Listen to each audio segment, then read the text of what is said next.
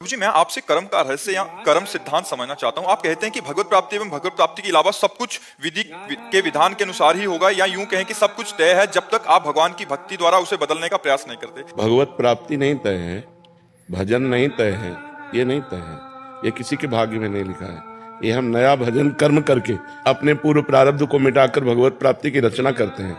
मनुष्य जन्म नए भाग्य की रचना के लिए मिला है। ये पूर्व कर्म के आधारित केवल पशुओं की तरह नहीं है कि पशुओं का जीवन जितना जहां जैसा लिखा वैसे ही होगा। मनुष्य जीवन ऐसा नहीं, हम नया कर्म कर सकते हैं। दो केवल परिणाम हम नहीं बदल सकते, आया हुआ दुख और आया हुआ सुख। पुण्य के कर्म के परिणाम से हमें सुख आएगा, पाप के कर्म परिणाम से हमें दुख आएगा। वो हम अच्छा कर्म कर रहे हैं इस समय, फिर भी हमें दुख भोगना पड़ेगा। बुरा कर्म कर रहे हैं इस समय, अगर पुण्य का चक्र आ गया तो हमको सुख भोगना है। पाप करते हुए भी वो सुख भोग रहा है, पुण्य करते हुए भी वो दुख भोग रहा है, क्योंकि उसका पाप का कर्म फल लग गया। इस समय वो पुण्य कर रहा है तो उसे दुख भोगना पड़ेगा। वो पाप कर्म कर रहा है, पुण्य का योग लग गया, उसे सुख भोगना पड़ेगा। लेकिन भगवत प्राप्ति नहीं भाग्य में लिखी है। इसके लिए हमको कमर कस के पूर्ण प्रयास करके साधना करनी पड़ती है। संसार के भोगों का त्याग, संसार की ममता आसक्ति का त्याग, सांसारिक वासनाओं का त्याग, खूब उपासना के द्वारा जो हमारा मन है उसे पहले डिलीट करना है। गंदी बातें जितनी भरी हैं सब हटानी है, मन को खाली करना है और उसमें भगवान का नाम, भगवान का रूप, भगवान की लीला, भगवान के गुण, भगवान के भक्तों की महिमा ये भरनी है। तो जब मन पवित्र हो जाता है, निर्मल हो जाता है, वो भगवत साक्षात्कार कर लेता है। ये करना पड़ता है, ये भाग्य से नहीं होता, ये करना पड़ता है। महाराज जी कह रहे हैं कि जब प्रभु ने अपने आप से ही अपने आप का सृजन कर रहे हैं, विनाश क्या कर तुम रहे हैं। अपने को ब्रह्म मान रहे हो? नहीं मान रहे ना, तो भोगो ना। फिर कर्ता भोक्ता बन करके कर्मों का फल आपको भोगना पड़ेगा। अगर आप ब्रह्म स्वरूप में स्थित हो गए अपने स्वरूप में, तो आपका सब कर्म नष्ट। नाम जब से हाँ, नाम जप से। हाँ, खास बात यह है कि हमारा संसार का चिंतन छूटना चाहिए। तो जब हम नाम जप करते हैं तो संसार का चिंतन जो भरा होता है मन में वो निकलता है, और नाम जब उसमें ठस ठस के घनीभूत होता जाता है तो भगवदाकार मन हो जाता है। भगवान के नाम में अपार सामर्थ्य है। भगवान जैसे सच्चिदानंद, ऐसे भगवान का नाम सच्चिदानंद में है। जप कर देखो, फिर बताना कैसा आनंद आता है। कोई भी कार्य करे तो पहले करके तो देखे, तब उसका परिणाम समझ में आएगा। केवल अनुमान से भगवान के मार्ग में तो चला नहीं जाता, अनुभव से चला जाता है। ये केवल अनुमान से नहीं चला जाता, अनुभव से चला जाता है। अनुभव गम में भजें जे संता। तो जब तक आपको अनुभव नहीं होगा तब तक आपकी बुद्धि मानेगी नहीं ना। तो उसके लिए आपको जप करना पड़ेगा, पवित्र आचरण करने पड़ेंगे, पवित्र भोजन पाना पड़ेगा, पवित्र विचार रखने पड़ेंगे, तब परम पवित्र भगवान की तरफ आगे बढ़ सकते हैं। नहीं तो अपवित्र संसार में ही मन रमण करता है। गंदे द्वारों में शरीर के, उन्हीं के भोगों की चिंतन, रुपया का चिंतन, नशे का चिंतन, बस यही सब चल रहा है। देखो ना समाज को, देखो जो अध्यात्म से रहित हैं उनका जीवन कितना खतरनाक जीवन है। तो प्रभु नाम जब से ये सब छूट जाएगा या कुछ और, मतलब भगवान से प्रार्थना करनी पड़ेगी? ये तो स्वाभाविक, हृदय में जब पवित्रता आती तो बातचीत भगवान से शुरू हो जाती है। वो कोई प्रोग्राम की तरह नहीं होता।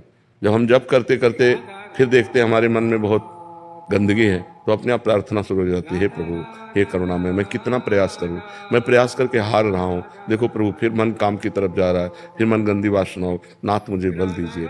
जैसे प्रार्थना है, संत समागम है, तीर्थ अवगाहन है, ये अपने आप शुरू हो जाता है। जैसे जैसे पवित्र हृदय होता है, तो जैसे अपवित्र हृदय तो आपका मन कहेगा गंदे जगहों की तरफ घूमने का, गंदी बातों को देखने का, गंदे भोगों के भोगने का। और जब पवित्र होने लगेगा तो आएगा चलो केदारनाथ चलते। इसलिए ये प्रश्न आया मन में और ये अनुमान लगाया कि ये सब पाप और पुण्य जो है प्रभु ने ही बनाए हैं, तो हम भी, यदि हमारी किस्मत में पाप लिखा है।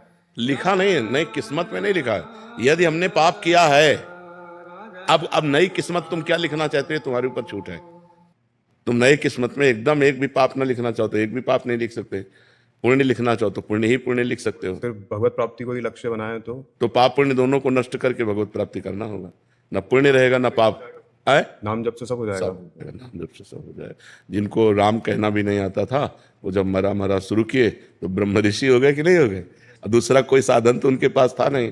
अजामिल जीवन भर वैश्यागमन किया, पाप किया, अंतिम समय पुत्र के बहाने से नारायण निकल गया तो भगवत प्राप्त हो गया। नाम की बड़ी महिमा है। कहूँ कहाँ लगी नाम बड़ाई, राम न सके नाम गुण गाए। स्वयं भगवान अपने नाम की महिमा को नहीं गा सकते, इतनी अपार महिमा नाम की है। अगर आप नाम जप कर रहे हो तो तीर्थ यात्रा करो ना करो, नाम जप कर रहे हो, दान पुण्य करो ना करो, सब कुछ हो रहा है। नाम जप पूर्ण है जी। और सत्संग सुनना भी सत्संग से नाम जप में प्रीति होगी, सत्संग से गंदे आचरण छूटेंगे, सत्संग से भगवत मार्ग पुष्ट होगा, सत्संग से भगवत मार्ग में उत्साह होगा, सत्संग भजन कराएगा, सत्संग भजन बढ़ाएगा, सत्संग भजन पचाएगा। सत्संग अति अनिवार्य है। अगर सत्संग ना हुआ तो भजन हो ही नहीं सकता। वो थोड़ा बड़ा हुआ, अपराध बना, खत्म हो गया, आगे बढ़ ही नहीं सकता। भजन करना कठिन, करके बचाना कठिन, और बचा के पचाना कठिन, और भजन पच जाए तो भगवत प्राप्ति हो जाए। भजन भी अपच हो जाता है, नहीं पच हो जाता। भजन का जिसका पच गया ना, बड़ा भजनानंदी एक थप्पड़ भी मार दिया ना, भगवान तुम्हारा मंगल करें, भगवान तुम्हारी बुद्धि शुद्ध करें, भगवान तुम्हें सुख प्रदान करें, कभी दुख न प्रदान। ये पचे हुए भजन वाले की बात है। करत जे अनशहन निंदक तिन्हु पे अनुग्रह कियो। जो अपनी निंदा करें, अपना अपमान करें, जो अपने को दुख दे, उनको भी सुख देने की भावना, ये पचे हुए भजन का लक्षण है। उसका भजन पच रहा है। जैसे चावल पक जाए ना, कहीं से भी दबाव दब जाता है, ऐसे भजनानंदी जो संत हैं जिनका भजन पच गया है, बड़े दैन्य, बड़े कोमल, बड़े सरल स्वभाव के, उनमें कटुता नहीं मिलेगी, उनमें कठोरता नहीं मिलेगी। संत सरल चित जगत हित जान स्वभाव स्नेह। उनका स्वभाव, उनका स्नेह सरल। संत ते होए न कार जाने। जब गोस्वामी जी ने संत की परिभाषा लिखना कि संत का क्या स्वरूप हो सकता है, तो बोले बड़ा कोमल संत का स्वरूप होगा। तो बोले कितना कोमल होगा? बोले मक्खन जैसा। संत हृदय नवनीत समाना। नवनीत कहते हैं मक्खन को। फिर चिंतन आया कि मक्खन में तो दोष है। मक्खन जो है निज परिताप द्रवई नवनीता, पर दुख द्रवई सुसंत पुनीता। बोले संत हृदय नवनीत समाना, कहा कविन पर कहीं न जाना। लिख तो दिया चौपाई में, संत का हृदय मक्खन के समान, पर बोले कवि ने कहना चाहा पर कह नहीं पाया सही।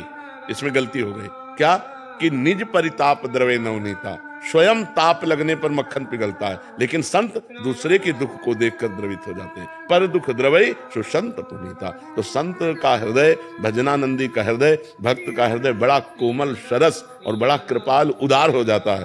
तभी तो उसे महात्मा कहते हैं। सबको आत्मा कहते हैं, उसे महात्मा कहते हैं, महान आत्मा। समझ पा रहे हो? हाँ, तो ये भगवान के नाम से हो जाएगा। भगवान के चरित्र सुनो, शास्त्र स्वाध्याय करो, सत्संग करो, अध्यात्म में चलो, तो तुम महान बन जाओगे।